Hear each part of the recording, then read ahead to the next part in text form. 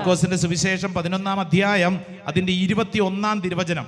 അപ്പോൾ പത്രോസ് അവനെ അനുസ്മരിപ്പിച്ചു, ഗുരു നോക്കൂ, ഈ ശപിച്ച അത്തിമരം ഉണങ്ങിപ്പോയിരിക്കുന്നു.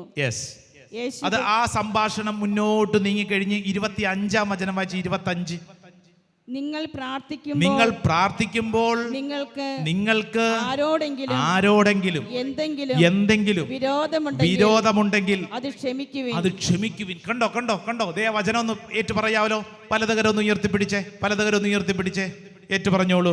നിങ്ങൾ പ്രാർത്ഥിക്കുമ്പോൾ നിങ്ങൾക്ക് ആരോടെങ്കിലും എന്തെങ്കിലും വിരോധമുണ്ടെങ്കിൽ അത് ക്ഷമിക്കുവിൻ. അപ്പോൾ സ്വർഗത്തിലുള്ള നിങ്ങളുടെ പിതാവ് നിങ്ങളുടെ തെറ്റുകൾ ക്ഷമിക്കും. ഹല്ലേലൂയ. ലൂക്കാസ് വിശേഷം അതിന്റെ 23-ാം അധ്യായം. വളരെ ശക്തമായ ഒരു സന്ദേശം ആ വചനത്തിൽ ദൈവത്തിന്റെ ആത്മാവ് നമുക്ക് സമ്മാനിക്കുകയാണ്. 23-ാം അധ്യായം അതിന്റെ 34-ാം തിരുവചനം ഒന്ന് വായിച്ചേ. 23 അതിന്റെ 34-ാം തിരുവചനം.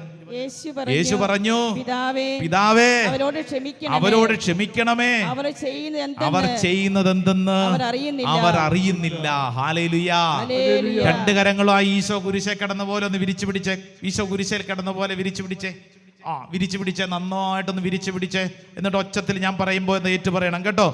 പിതാവേ, ഇങ്ങനെ പോരാ, ഒച്ചത്തിൽ പറ. പിതാവേ അവരോട് ക്ഷമിക്കണമേ, അവർ ചെയ്യുന്നത് എന്തെന്ന് അവരറിയുന്നില്ല.